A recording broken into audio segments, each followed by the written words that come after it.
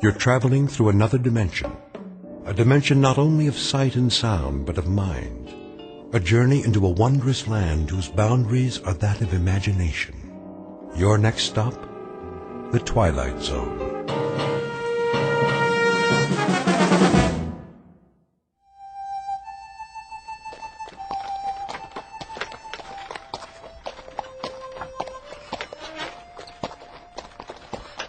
How much longer, Chris? Not long. We'll stop soon as we find a place. Where?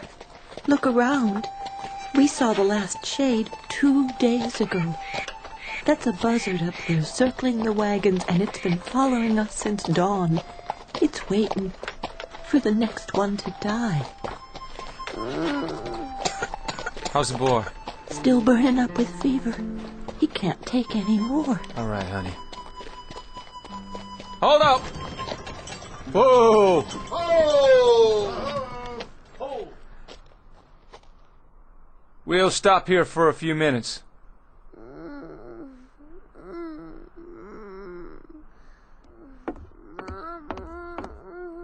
There. Still the fever? Poor little thing is burning up. If I could just use a damp cloth. Try my handkerchief. Can we spare it? If he needs it. Here, put this on your forehead. It'll make you feel better. This is the 11th day, Christian. 11 days of fever. He can't go on much longer. Hey, you said that on the 3rd day, and then on the 4th. He'll take more, just as we all will. This is Arizona country. We've got 400 more miles, and we've already traveled almost 2,000. We'll do what we have to do. All of us. How's the boy, Mrs. Horn? About the same. Thank you, Charlie. Figure that Apache country is just due south. Bad Indians down there, Chris. That's what we heard. And they travel in big parties, don't they? And we got 5 rifles. 5 rifles, Chris, and a sick child, and 4 wagons, and 7 dead, tired men and women. We was dead tired a week ago, and a month ago, and a month before that. And there were war parties back in Kansas, and we near froze to death in Colorado. And we was out of our minds with thirst last month. And we've kept on going. We've always kept on going. We always... It's this way, Chris. We've been doing a lot of talking and a lot of thinking. And? We figure we ought to turn back. Turn back? That what you all want? Turn back? Chris, we're about at the end of our rope. We're hungry and we're sick. We figure we better do it now, or we're gonna die out here. You turn back and I guarantee it. You turn back and try to go over 1,500 miles of St. Louis again, and you'll leave your bones bleached in one of those deserts between here and there. Or have your scalps taken off. Or you'll freeze to death in a mountain pass. But Chris, if we go on, what's gonna happen to that sick boy of yours? Listen, those 1,500 miles are behind us. They're all gone. The heat and the cold and the misery. You can look back at them as things that have happened, not agonies you're gonna have to live with. I figure there's only about 400 to 600 miles more to go. 400 to 600 more miles, and then we made it. We can't stop now. Listen, if we stop, we're dead. That's gospel. We're dead. Could be we're dead anyway. Just give me one more week. 1 week. I'll get us through. I promise you. I'll get us through. What about water? We're almost out of water. I'll get water. I'll find some. How, Chris? With a divining rod? I don't know how, but I will. I swear. The year is 1847. The place is the territory of New Mexico. The people are a tiny handful of men and women with a dream. 11 months ago, they started out from Ohio and headed west. Someone told them about a place called California, about a warm sun and a blue sky, about rich land and fresh air. And at this moment, almost a year later, they have seen nothing but cold, heat exhaustion, hunger, and sickness. The men and their families are now one with the animals and the wagons and the landscape, and they stare straight ahead, numb and glassy-eyed. They are dust blobs whose lives have been reduced to a single function, forward motion. The man in the lead wagon is named Christian Horn. He has a dying 8-year-old son and a heartsick wife. once beautiful but now gaunt and drawn in the merciless desert air. Her husband is the only one who has even a fragment of the dream left, Mr. Chris Horn, who's about to go over the rim of a sand dune in search of water, sustenance, and survival, and who, in just a moment, will find himself heading into an uncharted territory known as the Twilight Zone.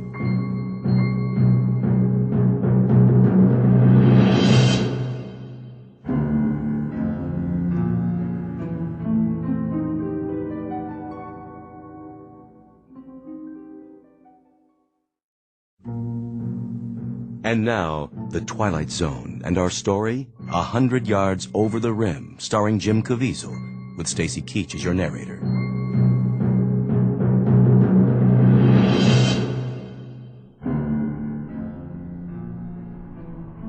A man had best not make promises he can't keep. I give you my word. And what about food and medicine for your boy? We'll have those things. We'll have food and medicine and everything else.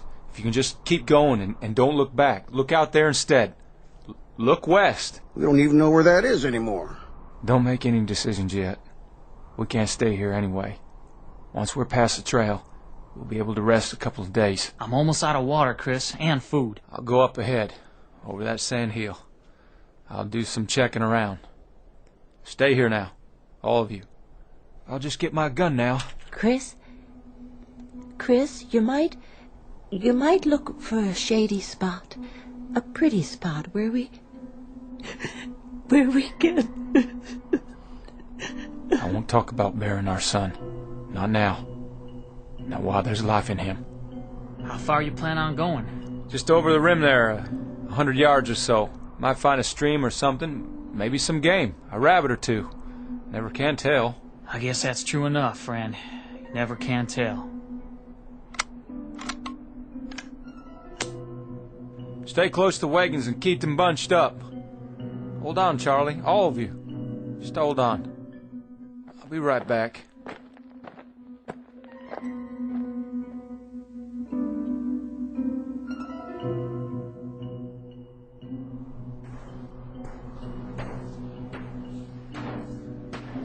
What in God's name? Hey, everybody, look what's over here! There's a road! Down on the other side, a road! Look! Martha? Charlie? Hey! Hey! Where's the wagons? Where'd everybody go? Must have got turned around there. Go on. Go up again and see. Yeah. See which way I'm looking.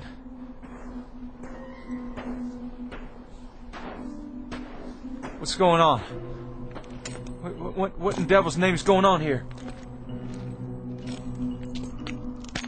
Oh, the road's hard. And black. What the... What these poles doing here? All these wires?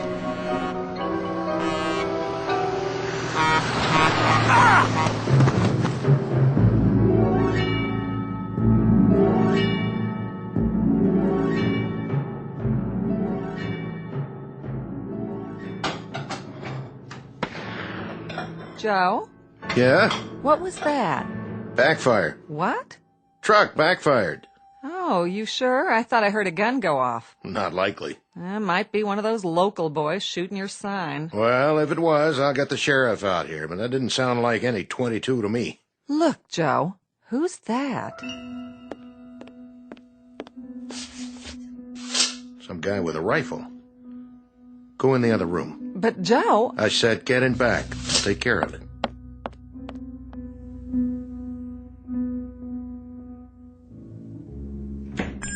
Howdy. Did you see it? Did you see that thing? What thing? That monster. That big animal or monster or whatever it was. It almost hit me. Monster? No, I didn't see anything like that. If there was anything, it never got to here. It must have. It went by me just a mile or so back. You mean... You don't mean the truck? What's a truck? Hey, are you all right? You wouldn't have any water to spare, would you, mister? Any extra, I mean. Water? Sure. Come over here and sit down before you fall down.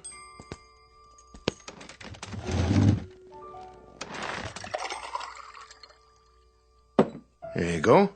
Is all this for me? Sure. On the house. Well, thank you kindly.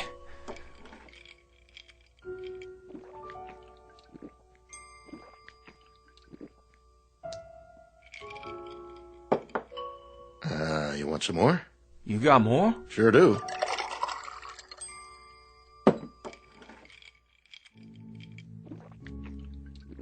Whoa, now. You don't want to drink it too fast.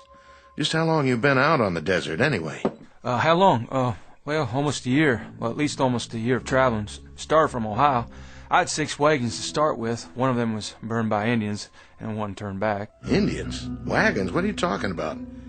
Say, mister, what happened to your arm? You're bleeding. Oh, yeah, I am. Well, I guess I did it to myself when that thing come at me. I rolled out of the way. Thought it was a mirage, then the gun went off. Just a flesh wound, though. Not too deep. I'll have Mary Lou look at it. She's my wife. She used to be a nurse's aide. Mary Lou? Everything okay, Joe? The fella here, he shot himself in the arm. He did? By accident, he says. You want to take a look at it? Why, sure. I'll get some bandages out. Hand me a clean towel, will you, Joe? Sure thing. Got the first aid kit right here under the counter. I'll just set your gun over here. Oh, well, thank you kindly. Well, careful with it now. That's a real old-timer. Antique piece, isn't it? No, bought it new before we started out, but she's been used a lot, I guess. We're running low on bullets. I don't suppose you've got any ammunition around here? Oh, no. We don't carry anything like that. This isn't a hunting area. What about Indians? The south of here's Apache country, isn't it? Why, sure. Well, sure, but there aren't any Indians nowadays. Well, I mean, not hostile Indians. No? Well, not as long as we've been here. Well, how long you been out here? How long? Oh, a couple of years now. Where do you hail from? Well, we used to live in Phoenix. Mary Lou's folks are from there. I worked for her old man when we were first married, and then I bought this place here. Restaurant isn't doing so well, but the truckers are starting to come in now with the interstate. Restaurant? You have food? Sure do. Just like the sign says. On the wall there, see it? Right over the register. Joe's Cafe and Gas Station. You don't understand a thing I'm talking about, do you? You've never heard of Phoenix, or registers, or nurses' aides, or trucks, or gas. Hey, mister, where are you from, really? Where'd you come from? Tell me straight out, why don't you? From Ohio. I left the wagons back there, and I walked up the hill, and I thought I might find some water or something, or some game, and then I saw that stretch of road out there, that black road, and those things running on it. What things? He means trucks. Hold on. You hear that? You hear that? There's another one. It's all right. It won't stop. Take my word for it. Well, we heard tell it was a dangerous route, but the most direct one. To where? California. They say... No, take it easy, friend. We can talk about all this later. No, I don't have much time. I promised him I'd be right back. There you go. Your arm's all cleaned up with a bandage on it. I even made you a sling, see? Oh, much obliged. I just try to keep it clean now. I'll give you a roll of gauze and some tape. You're a nurse? Are you the doctor? Me? I just sling hash and pump gas. Take 2 of these. Drink a little water to get them down. What are they? They're antibiotic tablets. They ought to keep away any infection. Where do you get this? Well, at the drugstore. Of course, you're supposed to have a prescription, but these won't do you any harm. How do you feel? Do you think I could buy some more of those pills off you? Oh, I don't sell them. But you see, I got a real sick boy back there. Back where? In the wagon, if I can ever find the wagons again, but you say that this will help a sickness. Sometimes, depending on what it is. How about a fever and a bad cough? It's worth a try. You've got a family? There was 3 wagons of us, but, when I turned around to look back down, they'd gone. Well, maybe you better rest a while, friend. You know, lie down. Get washed up. There's a bed in back. Look at this place. The tables like wood, but they're not. They can't be. And the legs are all silver and bright. That's not silver. It's steel. It's chrome-plated. What's that thing in the corner? Jukebox. A what? Plays music. You put a coin in it and pick a tune. Here, I'll show you.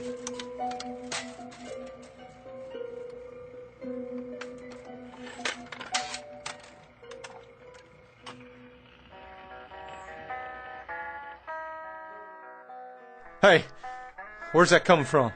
From inside. Didn't you ever see one of these before? You got a man inside? Playing his guitar on my account? Let him out of there right now. Turn it off, Joe. There, that's better. That was a bad idea. All these things. Where am I? What is this place? Come with me. I'll show you where to wash up. Wait a minute. That picture. Where'd you get it? The calendar? Pioneer West Insurance Company. That's a picture of my covered wagon. Just like my wagon. Oh, that's just an old lithograph. The date. That can't be right. It says April. But the year's all wrong. This is the year of our Lord, 1847. But this calendar says it's not even the same century. Oh, my dear God. How could that be?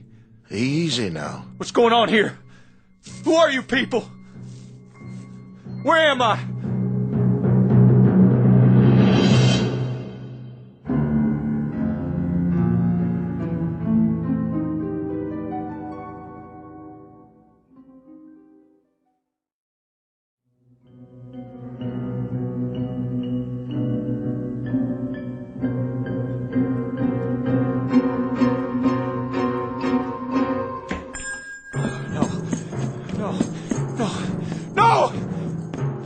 You better stop him, Joe. He'll get himself killed.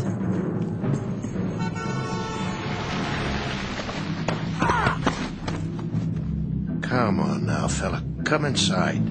Please. Somebody tell me where I am.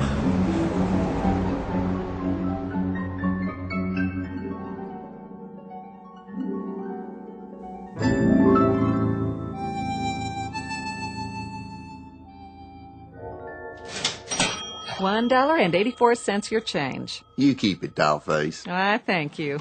Say, pretty lady, if you don't mind my asking, what time you get off work here? Oh, not till late. Well, now, I'll be bringing my truck back from L.A. day after tomorrow. Probably be pretty late.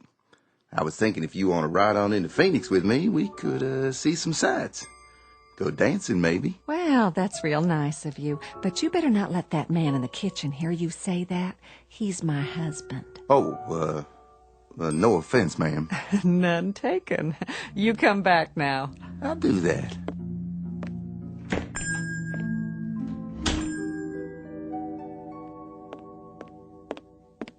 Doctor still in back? He is. Been a while now. I made a club sandwich for the fella. You think you want some soup, too? Well, you better ask Doc first.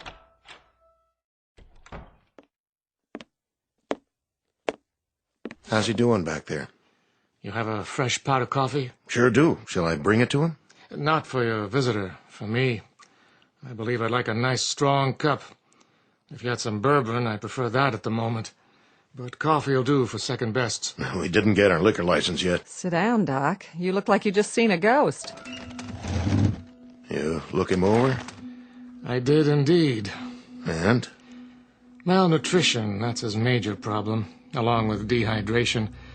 Though he's a strong specimen of a man, I'll say that. Tough stock. What else did you find out? You were right. He's an interesting customer, all right. Quite the character. The heat did it, or something, didn't it? I mean, he's not in his right mind. I figure that has to be it. I'm not a psychiatrist, Joe. I'm an ancient GP, not much past the school of castor oil and sassafras tea. But, you know, I think old Freud himself would have something to gnaw on here. How do you mean? He happens to seem very rational. Extremely rational. He can trace his imaginary life a whole lot clearer than some of us can our own. His recall of details is amazing. Or it would be if they were true. Maybe they are true. I mean, maybe he read it in a book somewhere. There's lots of books about the pioneer days. I even know a lot about my people, how they came out here. And one other thing. A little parenthetical aside, let's call it. The fillings in his mouth. There are two. Well, let's just say no modern dentist drilled them. Yeah, his clothes, too. They didn't come out of an Army-Navy store. No, they didn't. They're the real goods, circa 19th century. And you saw that squirrel shooter of his, Joe. Sure, but it's an antique. An antique that isn't more than a year old? 150-something-year-old gun, Joe, but it was manufactured less than a year ago. You said that yourself this morning. What's it add up to? Look, Doc, if you're trying to tell me... I'm not trying to tell you anything, Joe. That is to say, I'm not trying to make any point of my own. All I'm giving you is the benefit of some observations from an old hand. He says he's a pioneer, and when he climbed up to the top of that hill out there, he was living in 1847. That's what he said, all right. He seemed so sure. Well, we're three normal, rational human beings here, and we know that sort of thing doesn't happen. So he's suffering from some kind of delusion. But it's a delusion of the purest form. Frankly, I've never heard anything like it. Not with this degree of detail. The way he describes his wife, his son, the wagons, the other people, it's with genuine emotion. He's lying in there right now with tears rolling down his cheeks, worried about them. He said his boy was sick. He told me his boy was dying. And from the way he described the symptoms, I'd call it pneumonia. That's why he wanted the pills. Which pills? I gave him some antibiotics for the wound in his arm, and he wanted the whole bottle so he could give some to the boy. I don't get it, how someone could be so sincere. I just don't understand it. I don't either. Which leads me to the next question. Yes? What do we do with him, Doc? Precisely what I'm going to deal with right now. Where's your phone? Behind the counter. But wait, who are you calling? The authorities, so they can get him help. Oh, that won't do him any good, will it? They'll lock him up in a rubber room and throw away the key. Once he's turned over to the state, he'll get a thorough examination. They'll know what kind of help he really needs. Yeah, the funny farm. Oh, Doc, I've heard about those places. They're bad news. Nobody even knows you're in there. They can do anything they want. What are you suggesting? That we pack him a box lunch and send him on his way? You think he'll survive out there? He doesn't know where he is. And even if he figures that out, he'll die of heat exposure before the day's over.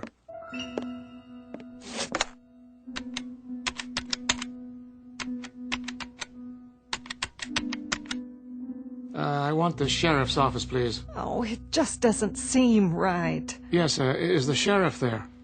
Oh, in his car? Well, that's even better. Can you radio him to get over to Joe's Diner as fast as he can? We've got a man here who needs looking after. No, not violent, but he should get here real fast anyway. Yeah. Thanks. Oh, Joe, I hope we're doing the right thing. So do I. Well, at least he's calm now. As calm as any man would be if he suddenly woke up and thought he was past his time. That's enough, Doc. Well, hello, Mr. Horn. This book, it was in my bedroom. Well, that's the encyclopedia. I was looking through it. I found something. What? Well, this here.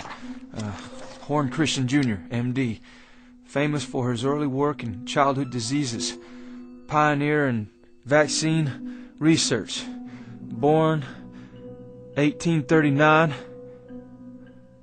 died 1914. Well, that was my son. That's Chris Jr.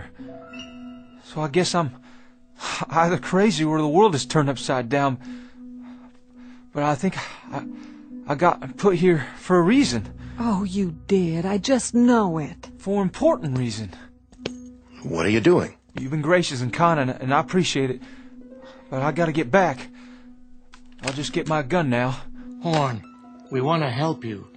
But help means rest and medical attention. I can't let you leave like this. Come on, son. Come over here and sit down. I've called for the authorities. The authorities? Well, listen, I don't know who they might be, but I've got no time to wait and find out. Horn, please. Hey, don't go trying to stop me now. I know my purpose. I'm going to finish it. Well, my life don't add up to much. Listen to us. Please, Mr. Horn. You take your hands off my gun, mister. You okay, Mary Lou? Oh, I'm fine. The gun just went off when he took it. And blew out my plate glass window. Horn! Horn, come back!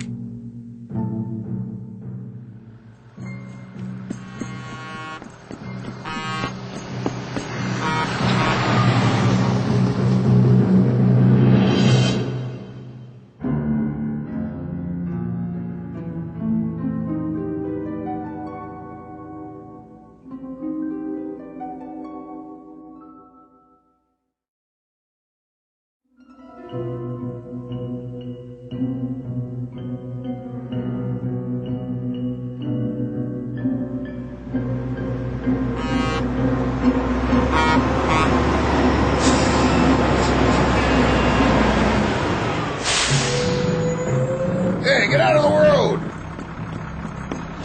Oh, I'm sorry, mister. What's the matter with you? Horn, wait up! Are you all right? Those people, they're trying to stop me. Yeah? Where are you going? I have to get back to the Arizona territory. You do? Well, that's an easy one. Don't just stand there. Get in.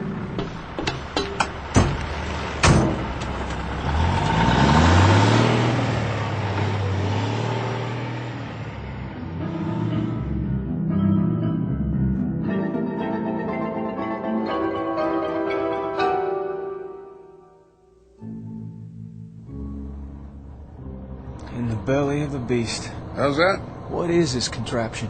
Peterbilt 18-wheeler. Best long-haul rig ever made. Where's your team? I ain't a teamster. Strictly independent. But your horses. All the horses you want right under the hood. Sweet, huh? Where you say you're headed? California. We were headed for California. That's where I'm going. Good country out there, is it? Easy living, if you ask me. Everything a man could want. And land of work? Any seed you plant, it grows tall. That's what I heard tell. Suppose I could give you a ride all the way in, so I'd have somebody to talk to. I'm going to California, but I can't get there this way. What are you talking about? It has to be the same ridge, right around here. Mister, you have to let me out. Say, look at that. Sheriff's car, moving like a bat out of hell. Please, I made a mistake. You've got to stop this machine.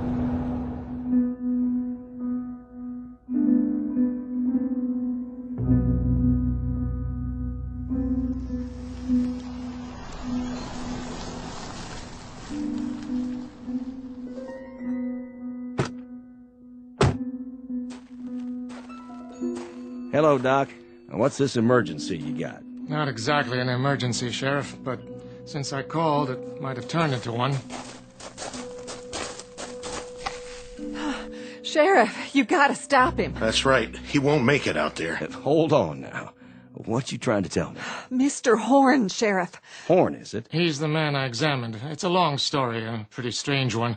The point is, now he's run off. Well, where? He headed for the ridge, where he came from. So, he came in out of the desert? And now he's going back, about a mile up the road. Well, don't worry. I'll find him.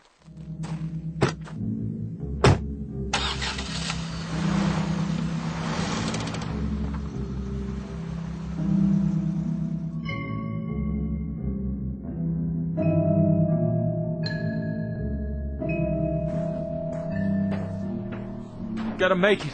Just a little ways more.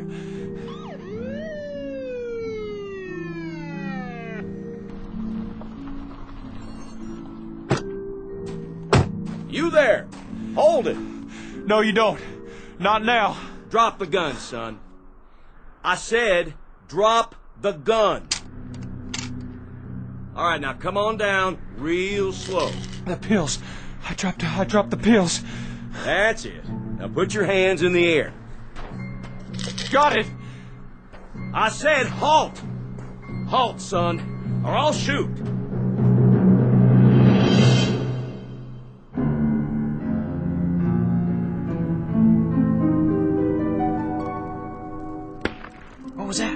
Sounded like a shot. Hey, maybe Chris got himself a rabbit. Well, he ain't even had time to get up the ridge yet. Martha! Forget something, Christian? Martha, what happened? Where'd you go? Where did we go? What do you mean, Chris? Where could we have gone? When I looked down, I couldn't see you. Or the wagons. When? You haven't had time to go anywhere. Martha, I don't understand what you're saying, but I'm truly glad to see you. All this time. All what time? So much happened. First I fell and, well, somehow I shot myself and... It doesn't matter. I have so much to tell you. But how could you? God, my head. Chris, honey, you just left a second ago. What did you forget? Forget? And what's that in your hand? Oh, that's a medicine. Medicine? Where did you get it? Never mind. Oh, Lord. Give him some water. Give him 2 of these. I think it may save his life, Martha. I see. As you say, then. Chris? Charlie. Short trip. Was it? Nothing much on the other side, I guess. You'd be surprised, Charlie. You'd be mighty surprised. There was a whole lot to be seen at that rim. A whole new land. And you know something else, Charlie? Us. People like us. We're the ones responsible. That's the truth. People like us. What's Orrin talking about? Hey, listen to what he's saying. He wouldn't talk like that unless it was important. There'll be a highway. And machines. And a whole new land. And we're the ones who began it. What are you saying, Chris? Where'd you see all that? Up on the rim. It was all laid out before me like the New Jerusalem. Wide, hard roads, all black. With no holes in them. And machines and... I gotta see for myself. Me too. Let's go. Up the ridge, he says.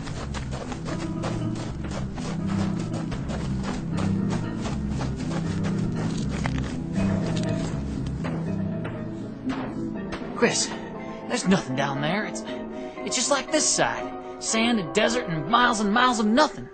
Oh, but there will be, Charlie. There will be. Just you wait. It may not happen in our lifetimes, but it's coming. It'll be here, all of it. If you can hold on to what I'm telling you and keep the faith.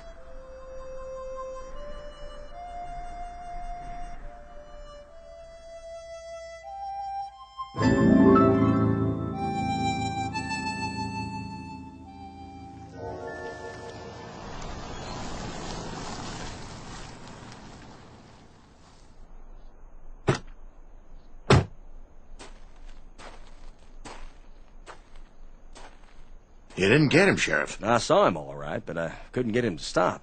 Fired a warning shot, but I didn't scare him none. Look, I wouldn't worry, Joe. He can't get very far.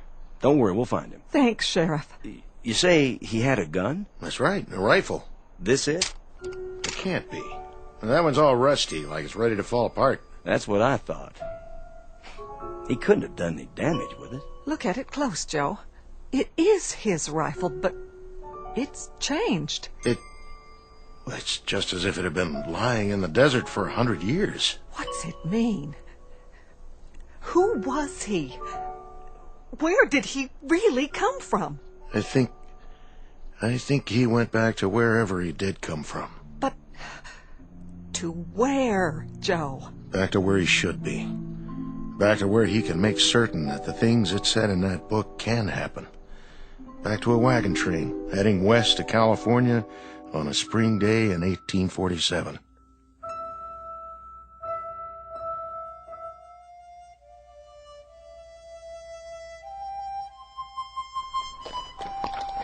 Giddy up, boys.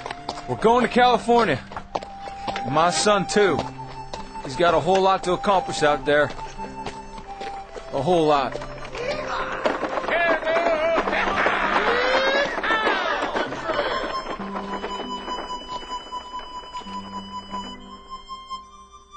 Mr. Christian Horn, a farmer from the state of Ohio, one of the hearty breed who headed west when there were no blacktop highways or telephone poles or the solace of civilization.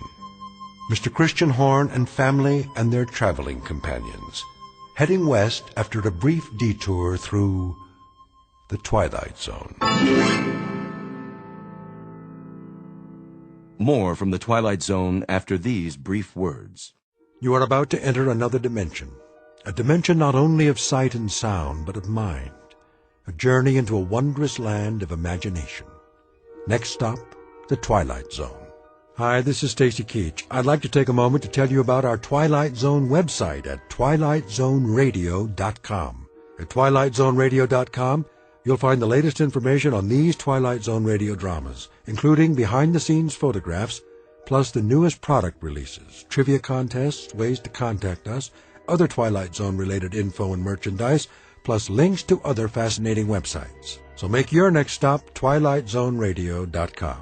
Visit twilightzoneradio.com to purchase these Twilight Zone radio dramas on cassette and CD, or call toll-free 1-866-989-ZONE. That's 1-866-989-9663.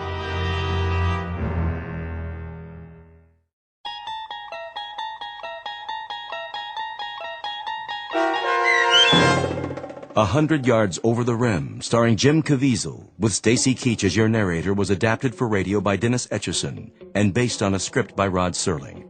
Heard in the cast were Peggy Roeder, Rick Peoples, David Darlow, Doug James, Peter DeFaria, Rich Komenick, Meg Thalken, Zach Gray, Carl Amari, Roger Wolski, and Irene Olson.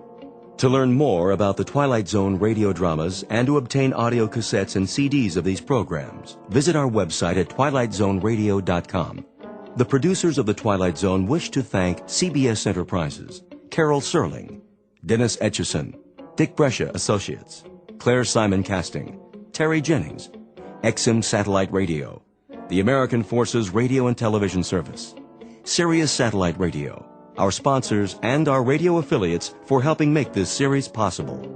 This copyrighted radio series is produced and directed by Carl Amari and Roger Wolski for Falcon Picture Group. Doug James speaking.